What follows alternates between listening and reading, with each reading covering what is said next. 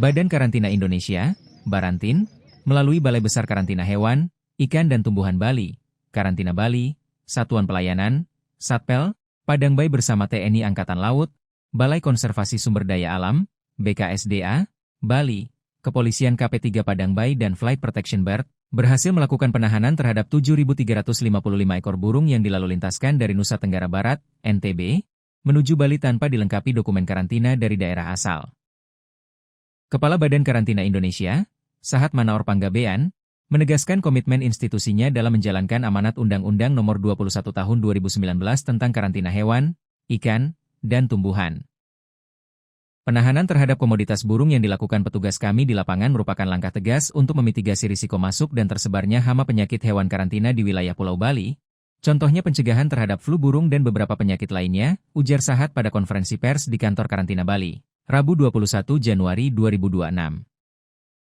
Ribuan burung yang diamankan tersebut terdiri atas berbagai jenis, antara lain burung manyar, sangihe, pipit zebra, serigunting, perenjak, kemade, madu matahari, cabai, ciblek, gelatik batu, kacamata, dan cicak kombo.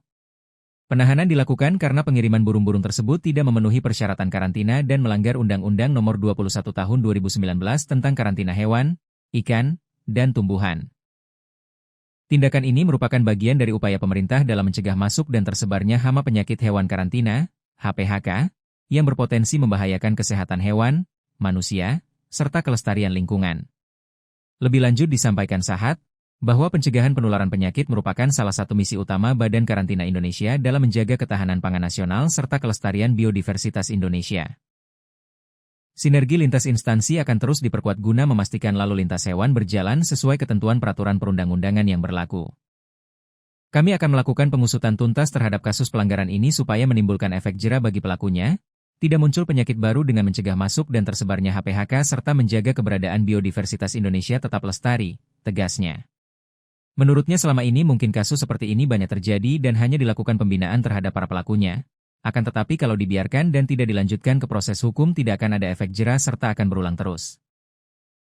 Diharapkan dengan kasus ini dibawa ke ranah hukum dapat memberikan efek jera bagi para pelaku untuk tidak melakukan pelanggaran hukum. Dari sebanyak 7.355 ekor burung yang diamankan terdapat dua jenis burung yang dilindungi, burung sangihe itu sebanyak 313 ekor dan burung kacamata sebanyak 388 ekor.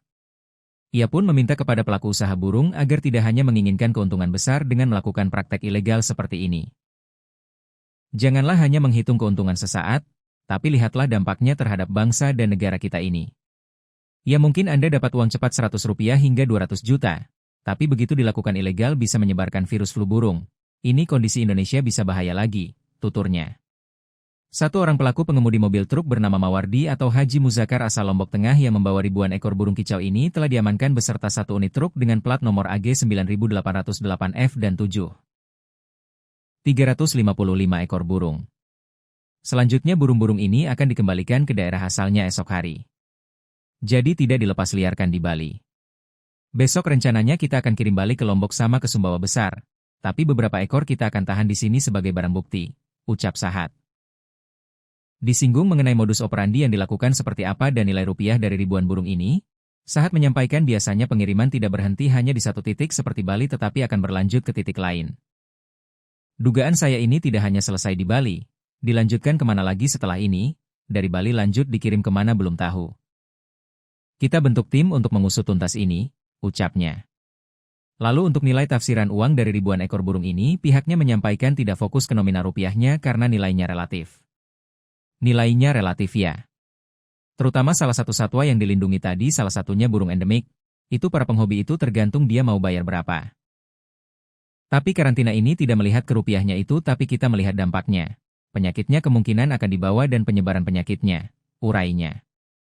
Sahat pun mencontohkan kalau saya punya teman kadang-kadang satu ekor burung nilainya dari puluhan hingga ratusan juta rupiah.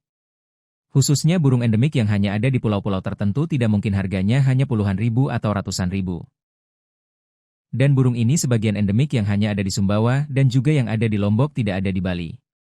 Sebagian endemik ya, dan itu tidak ada di Bali ini dan kemungkinan hasil tangkapan liar tentunya, kata Sahat. Berikut rincian 7.355 ekor burung kicau yang berhasil diamankan.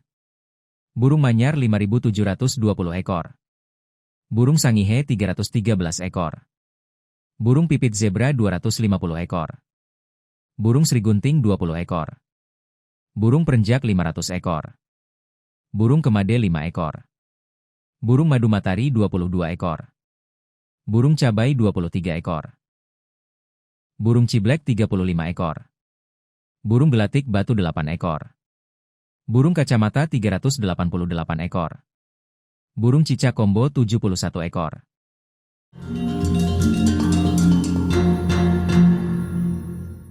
Download Tribun X sekarang. Menghadirkan lokal menjadi Indonesia.